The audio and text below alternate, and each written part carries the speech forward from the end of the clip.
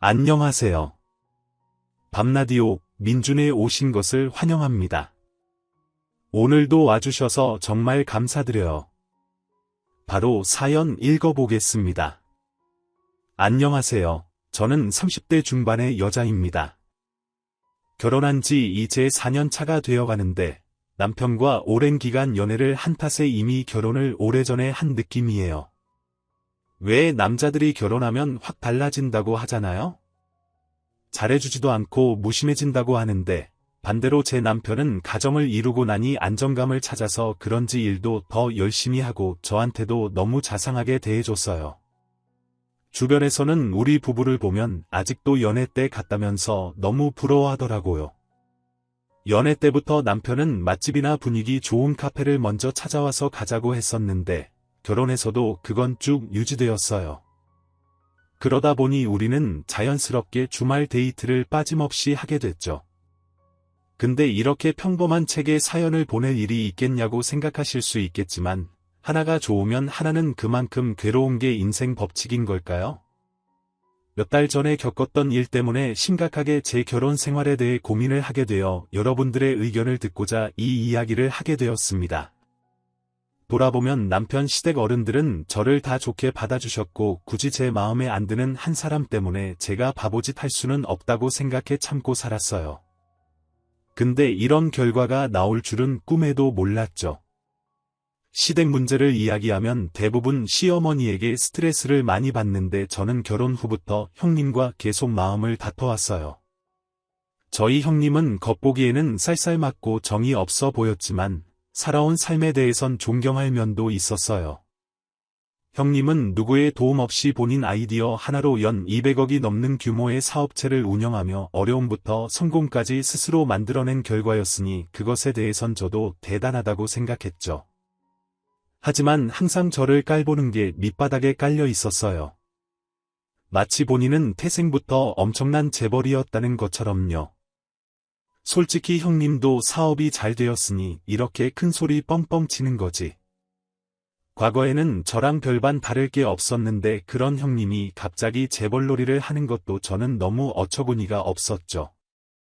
동서, 내가 선물을 좀 할 때가 있는데 도대체 뭘 사줘야 할지 잘 모르겠어서 동서한테 좀 물어봐야 될 것 같아.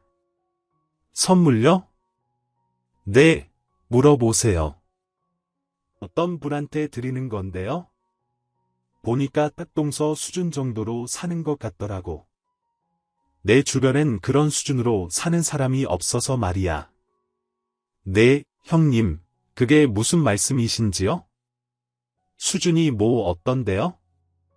그냥 서민이야. 월급 간신히 200에 300 받으면서 10만 원도 적응 못하고 아둥바둥 살면서 죽겠다는 소리하는 서민. 그러니 내가 이런 사람한테 선물을 준다고 해도 과할 수 있잖아. 워낙 나랑 급 차이가 나니까. 그래서 적당한 걸로 고민하고 있는데 동서는 어떤 선물 받으면 좋아요? 서민이요? 글쎄요. 대한민국에서 사는 사람들이라면 거의 대부분 그렇게 살지 않을까요? 형님이야 워낙 돈을 잘 버시니 모르겠지만 다들 그렇게 살아요. 그리고 선물도 사람마다 달라서 제가 뭘 해드리라고 말하기가 좀 그러네요. 그분 취향을 제가 아는 것도 아니고요. 아니 그래도 같은 계급에서 사니까 대충 필요한 건 똑같을 거 아니야? 그렇다고 내 수준에 맞게 몇백씩 하는 선물을 주면 부담스러울 거고. 나야 늘 남들한테 주는 선물은 몇백씩 하는 선물을 주지만 말이야. 당연히 몇백씩 하는 선물은 부담스럽겠죠. 전 잘 모르겠으니까 형님이 그분 취향에 맞게 하세요. 형님은 그런 제게 별 도움이 안 된다며 툴툴거리셨는데 은근히 이런 식이었어요. 돈이 아무리 많다고 한들 사람을 우습게 생각하는 걸 갖고 있으면 안 되는 거잖아요. 그런데 형님은 서민이나 가난한 사람 이야기만 나오면 무조건 저를 불러서 다 물어보더라고요. 마치 제가 가난한 서민을 대표하는 것처럼요. 하루는 시댁에서 밥을 먹고 난 뒤 드라마를 보고 있는데 어머 설마 저 쬐끄만 집에서 옹기종기 모여 가족들이 다 같이 사는 거야? 세상에 우리 예나 방보다 좁네. 형님 드라마니까 그렇죠. 저 정도 집이면 꽤 커요. 아니 말이 돼. 벌집도 아니고 저게 무슨 일이야?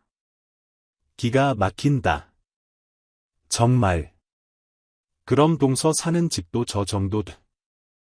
저는 1층 주택이니까 저것보다 더 작아요. 근데 형님은 저런 집에서 안 살아보셨어요?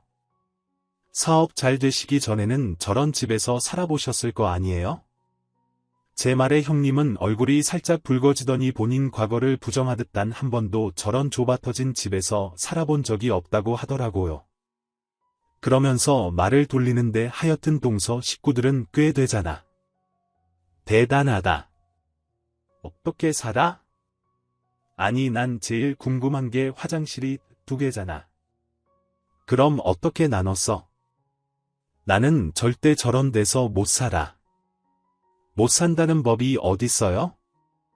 그렇게 살다 보면 또 적응돼요. 인간은 적응의 동물이라고 하잖아요.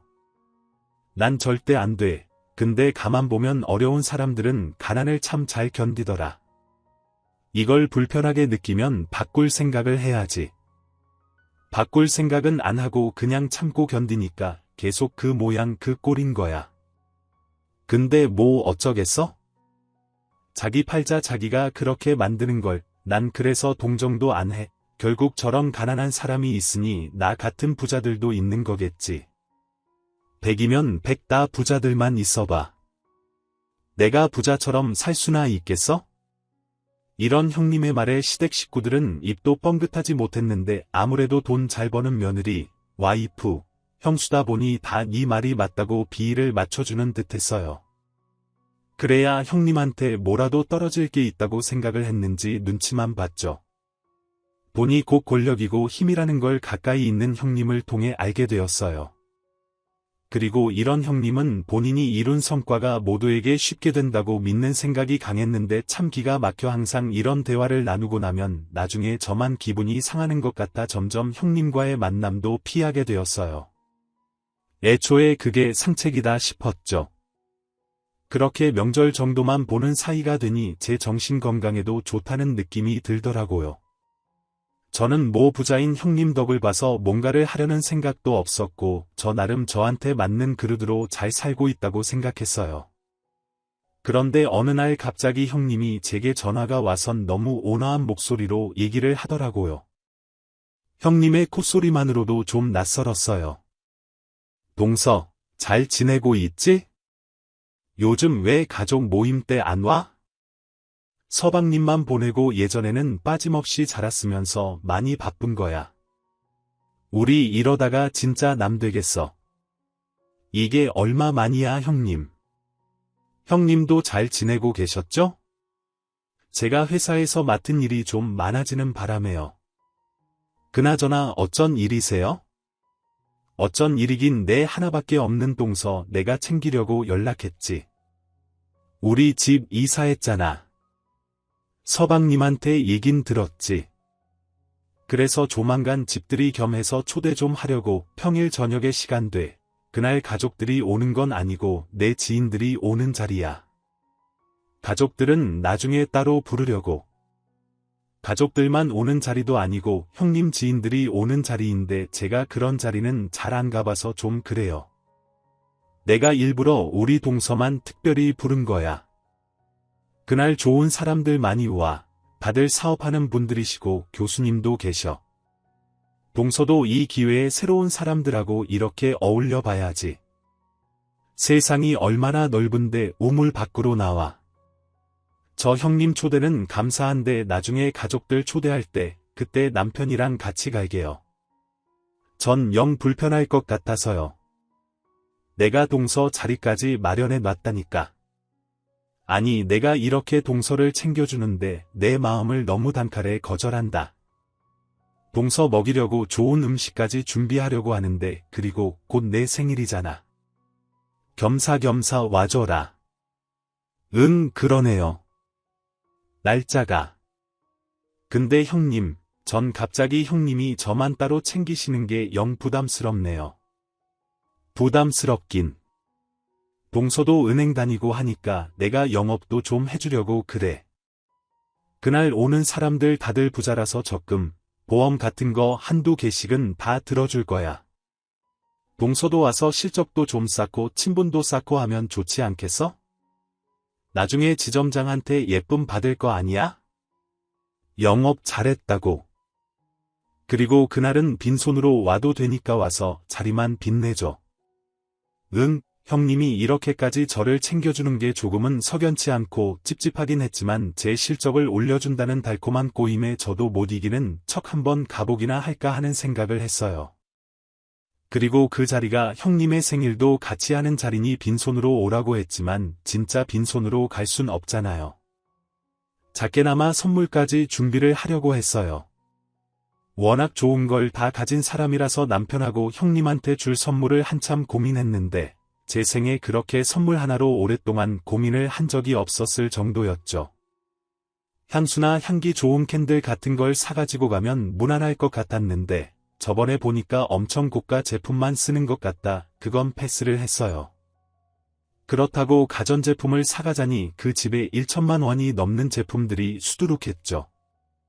아무리 머리를 굴려도 저희 머리로는 도저히 방법이 안 나왔는데 그때 남편이 자기 회사 대표에게 물어보는 게 어떻겠냐고 하더라고요. 대표라 하면 어려운 존재인데 남편이 다니는 회사가 모바일 게임을 만드는 회사라서 그런지 수직관계보단 수평관계로 상사와도 거리감 없이 편하게 지내는 그런 곳이었어요. 은행에 다니는 제 입장에선 남편의 회사가 정말 꿈의 직장같이 느껴질 정도였어요. 그리고 회사 분위기가 워낙 자유롭다 보니 직원들도 자유로움 속에서 성과도 잘 내 이번에 벤처기업에서 중소기업이 되었거든요.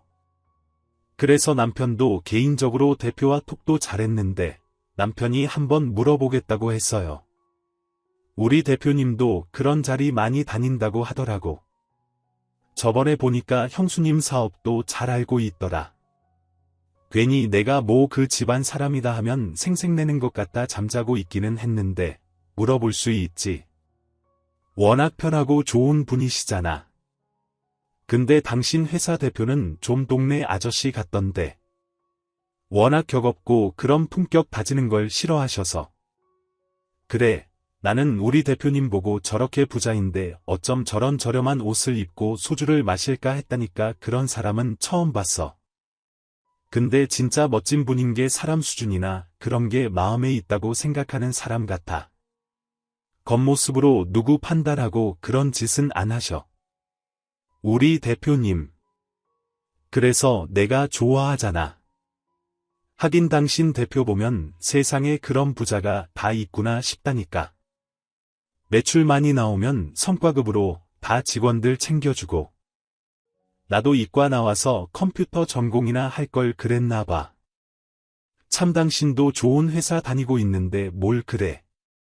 일단 내가 대표님한테 그럼 물어볼게. 의외로 그런 분들이 자주 못 받고 그러는 게 있을 거야. 분명 보니까 와인이나 술도 엄청나게 들어오더라. 우리 대표님은 그런 것도 직원들한테 다 나눠주긴 하지만. 그리고 며칠 뒤 남편이 제게 답을 준 건 본인이 직접 만들고 정성을 쏟은 선물이 귀하다는 의외의 대답을 듣게 되었어요. 비싼 건 여기저기서 돈으로 다 사고 먹고 해서 영 흥미가 없을 거라고요. 그 말에 구체적으로 어떤 걸 말하는 거냐고 하니 누가 손으로 만들어주는 게 제일 좋다고 했다는 겁니다. 심지어 김치까지 나왔다는데 남편은 제게 뜨개질을 잘하니까 쿠션 같은 걸 떠주면 어떻겠냐고 묻더라고요. 하긴 생각해보니 형님네 슈퍼가 너무 커서 쿠션이 많이 필요하긴 할 것 같아요. 저는 제가 잘하는 뜨개질로 선물을 준비하기로 했어요. 그렇게 한 열흘 동안 정성을 다해 퇴근하고 와서 짬짬이 뜨개질을 했고 초대받기 하루 이틀 전엔 밤까지 새가며 예쁜 쿠션 커버를 만들었어요.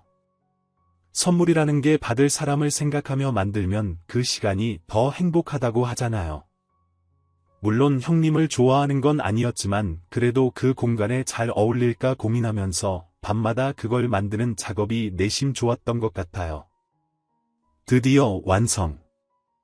당신이 이렇게 밤마다 졸아가면서 만든 작품인데 내가 형수님 만나면 다 말해줄게. 근데 난 마음에 드는데 그 집에 어울릴까 모르겠네. 무난하게 뜨긴 했는데 괜히 걱정된다. 소파가 어두운 색이라 안 봐도 어울릴 거야.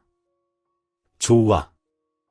그렇게 저는 꽃다발과 선물을 챙겨 형님이 초대한 날 으리으리한 대저택에 가게 되었어요. 그 전에 형님이 살던 집도 바로 앞에 한강이 보이는 곳에서 살았는데 이번에 이사한 집도 한강뷰 못지않게 엄청 좋은 곳이었어요.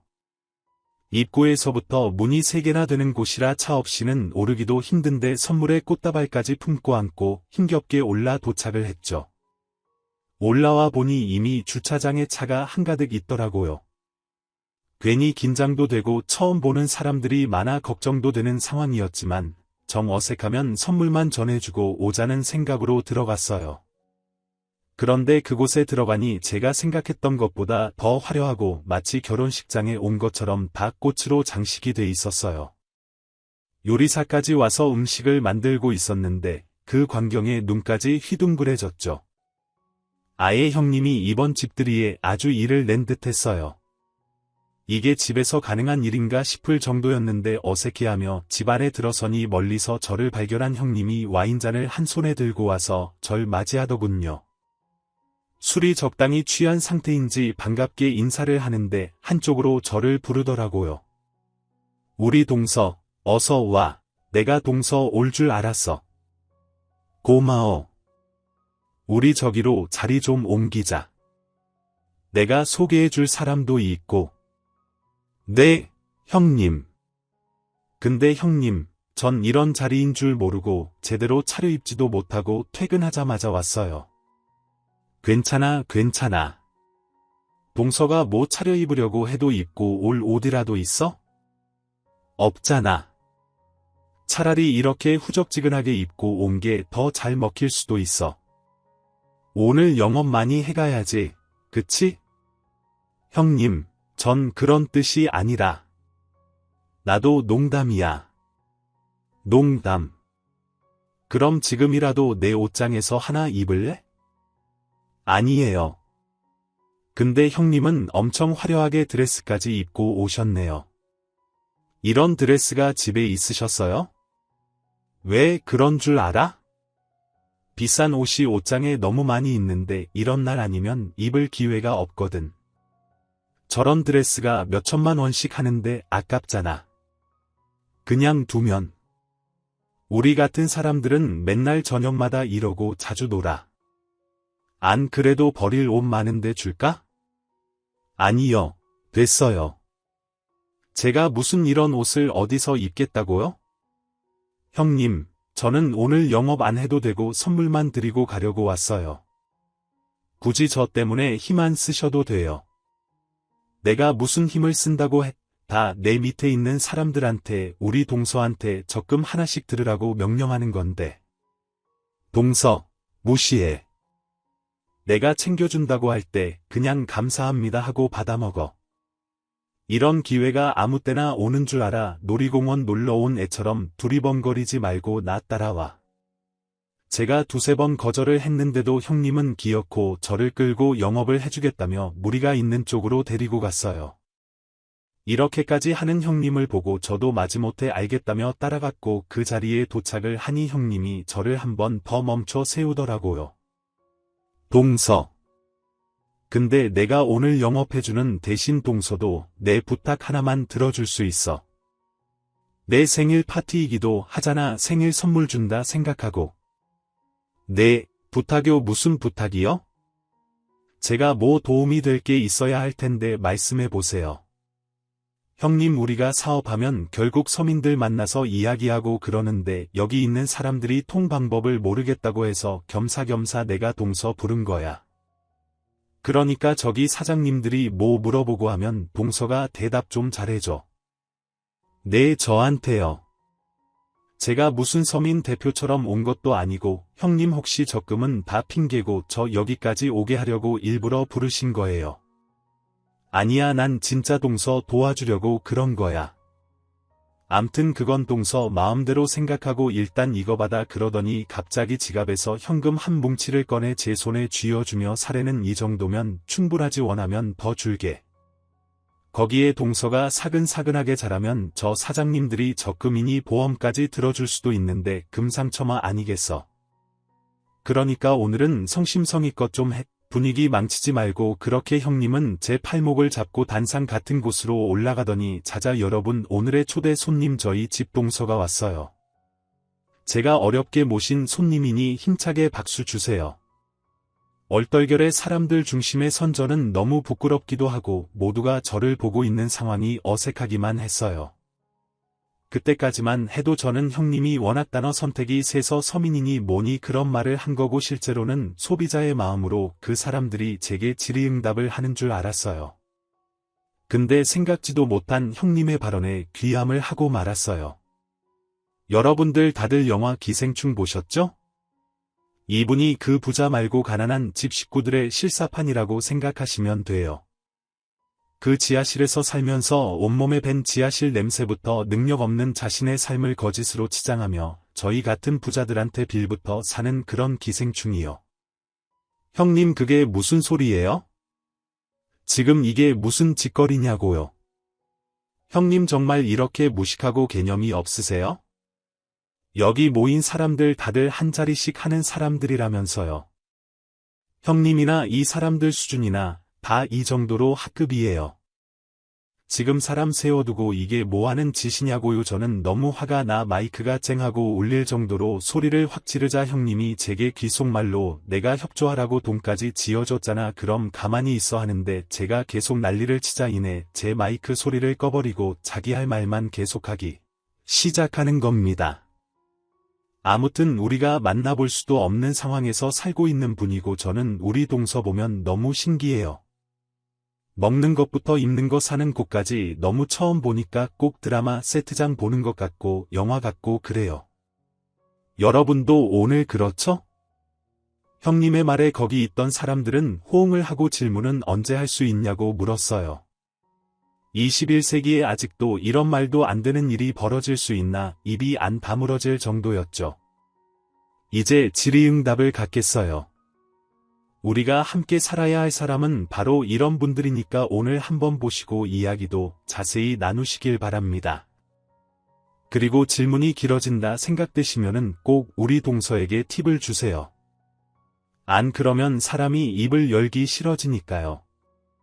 기생충 팔자들은 더 심하니까요. 아셨죠?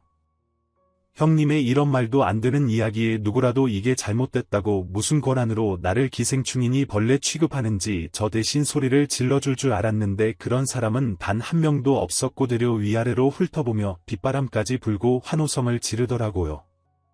이런 상식 밖의 사람들도 문제지만 있던 자리를 마련한 형님한테 제일 열이 받았고 저도 눈이 돌아가 형님이 들고 있던 마이크를 빼서 바닥으로 내리꽂은 뒤 형님의 과거를 이 자리에서 다 밝힐 거라고 했어요. 당신도 과거엔 기생충 아니었냐고요. 뭐 언제부터 그렇게 잘 살았다고 잘 산지 얼마나 됐다고 사람을 이딴 식으로 대우하냐고. 당신 이거 다 자격지심이고 과거에 대한 열등감이라고. 내가 마이크 들고 떠들면 당신도 끝장이라고 막 소리를 질렀어요. 그러니 형님이 금세 얼굴이 새빨갛게 달아올라 저보고 입 안 다무냐고 한마디만 더 나을대면 그땐 가만히 안 있겠다고 하는데 저도 형님에 맞서 뭐 어쩔 거냐고 대더니 글쎄 제게 손을 올리며 제 입을 세게 틀어막기 시작하는 겁니다.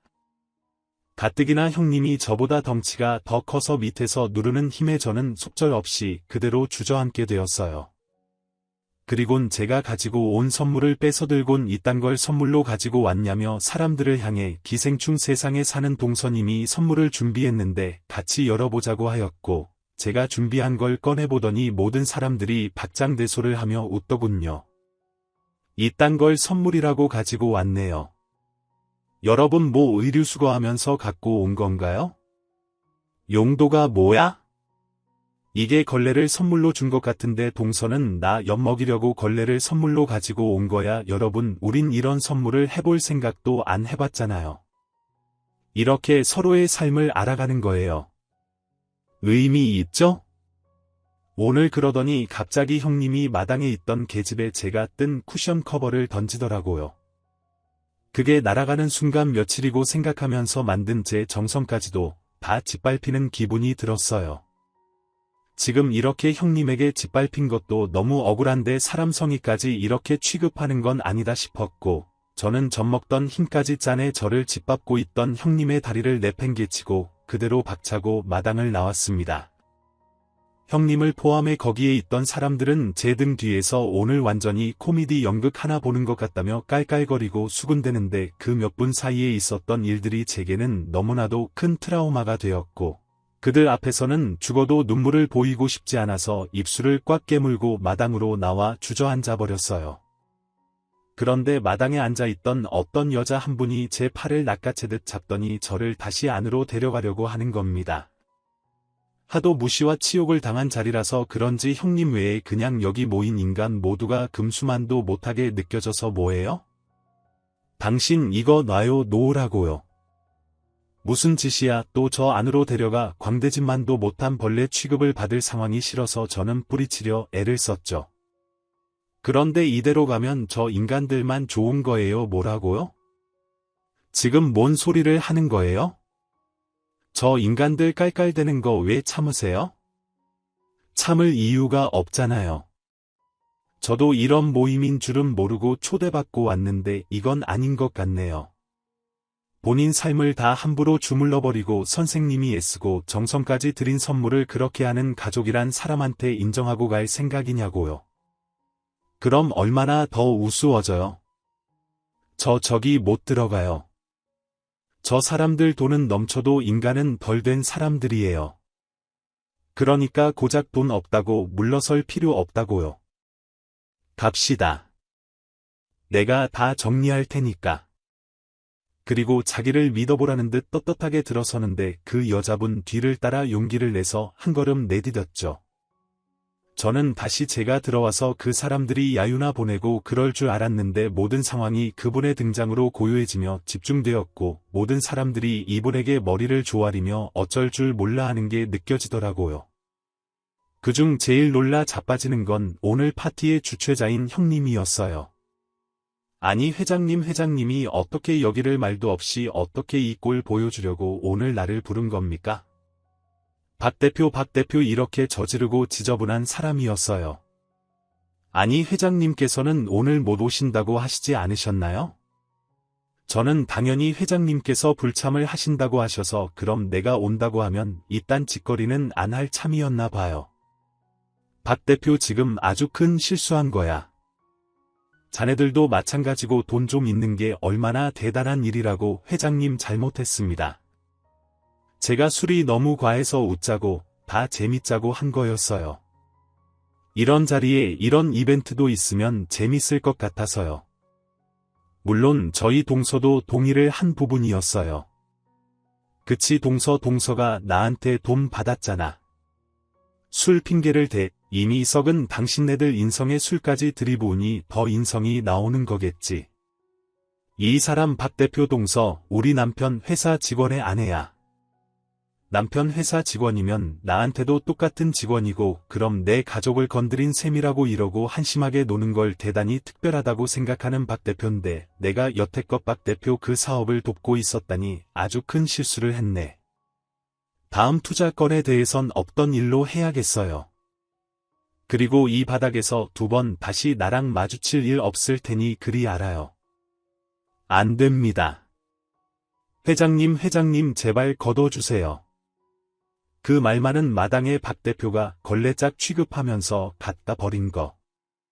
그거 내가 우리 남편한테 먼저 제안했던 선물이에요. 그래서 내가 이 뜨의 쿠션을 알고 있었고 이런 작은 거에도 감사할 줄 모르고 선물이며 사람을 걸레짝 취급하는 당신인데 어떻게 교육 관련된 사업을 같이 할 수 있겠냐고요. 난 절대 못합니다. 알고 보니 그 회장이라고 하는 여자분은 저희 남편이 다니는 회사 대표님의 아내분이었고 이분 또한 교육계 쪽에서 사업을 크게 하시는 분이었어요. 게다가 형님한테 줄 선물 또한 이분이 아이디어를 내셔서 남편의 대표가 저희 남편에게 이야기를 한 거였더라고요. 그리고 제가 만든 뜨개 쿠션도 한 번에 알아볼 수 있었던 게 남편이 다 완성된 뜨기 쿠션을 본인 대표한테 보내줬었는데 그 사진을 봤다고 하더라고요. 어떻게 이런 우연이 있을 수 있는지 정말 하늘이 절 보살피고 있구나 싶었어요. 형님 또한 이 회장님이라고 하는 분과 저와의 관계를 알자마자 제 바지가랑이를 붙잡고 싹싹 빌기 시작하더군요. 동서, 내가 잘못했어. 내가 장난이 좀 과했어. 나 다 진심 아니야. 동서도 잘 알잖아. 내가 원래 좀 모든 일에 과하다는 거. 그니까 회장님께 제발 잘 좀 말씀드려줘라. 응, 내가 동서가 하라는 대로 다 할게. 이런 형님의 돌변한 태도도 끔찍스러웠지만 돈 앞에 사람이 이렇게나 무기력하구나 싶은 생각이 들어 더 괘씸하고 불쌍하지도 않았어요. 이거 놔요. 아까는 그렇게 서커스단의 곰처럼 대하더니 이제 와서 제가 사람처럼 보여요. 형님 하는 짓거리 보니까 정말 돈밖에 없단 말이 맞네요. 내가 너무 오바했어. 미안해, 잘못했어. 동서 회장님, 제가 오늘 일은 동서에게 사죄를 하겠습니다. 그러니까 부디 사업일은 내가 입으로 뱉은 말 걷어들인 거 본 적 있어요. 나는 내 마을은 금처럼 지키는 사람입니다. 박 대표는 우리랑 일할 자격 자체가 없는 자격 박탈자라고요. 형님, 이거 놓으세요. 더 말하고 싶지 않으니까 솔직히 말씀드리면 저는 형님이 기생충 같아요. 돈에 좀 먹혀서 사는 벌레요. 앞으론 더 이상 엮이지 않았으면 좋겠네요. 그 회장님 또한 정리됐으면 이만 가자고 하였고, 저는 그분과 함께 밖으로 나와 한참이나 더 이야기를 나눴어요. 저는 뭐라고 말씀을 드려야 할지 몰라 감사하다는 말만 했고, 이 회장님은 본인이 더 고맙다며 사실 저희 형님이 긴가민가 했었는데 제대로 볼 기회가 없었다고 하더라고요. 근데 오늘 다 봐버렸으니 같이 하던 사업은 끝을 내는 게 맞다고, 그게 본인 신념이라고 했어요. 그분의 말을 듣고 사람 됨됨이만 되면 어려운 고비는 얼마든 지나가는 법이라 생각이 들었네요. 남편이 항상 회사 대표가 좋은 분이라고 말을 했었는데 그런 분 옆에 이렇게 더 좋은 분이 아내로 있으니 이분들은 성공을 할 수밖에 없는 사람들이다 싶었어요. 그리고 헤어질 때쯤 이 회장님이 제게 본인의 명함을 한 장 주며 제 뜨개 솜씨가 보통이 아니라고 아이들 교구 만들 때 제 도움이 필요할 것 같다며 연락을 해도 되겠냐고 하시더라고요. 저는 언제든지 연락을 주시라고 하였고 그 명함을 손에 쥐고 집으로 돌아오는데 괜히 제 어깨가 펴지는 듯한 느낌이 들었어요. 그 짧은 몇 시간 동안 냉탕과 온탕을 번갈아 드나든 기분이었죠. 이날 이후로 형님은 꾸준히 집 앞까지 찾아와 무릎까지 꿇으며 제게 살려달라 빌었는데 저는 눈 깜짝 하나 안 했어요. 아주버님까지 나서서 저희 남편을 설득했는데 저희 남편 또한 제가 당한 모욕적인 일들을 절대로 용서할 수 없다며 형제간의 연도 끊자고 강경하게 나갔어요. 결국 형님은 그 회장님은 믿고 무리하게 벌려놓은 일들이 해결이 안 돼 빚더미에 앉게 되었고 평생을 바친 사업을 접을 수밖에 없었어요. 형님이 제게 그랬듯 저는 다른 사람처럼 그냥 구경만 하고 있었어요. 그리고 과거의 삶으로 돌아가는 게 죽을 만큼 싫었던 형님은 애들까지 아주버님에게 다 내팽개치고 도망을 가버렸는데 지금은 몇 개월째 깜깜무소식이에요.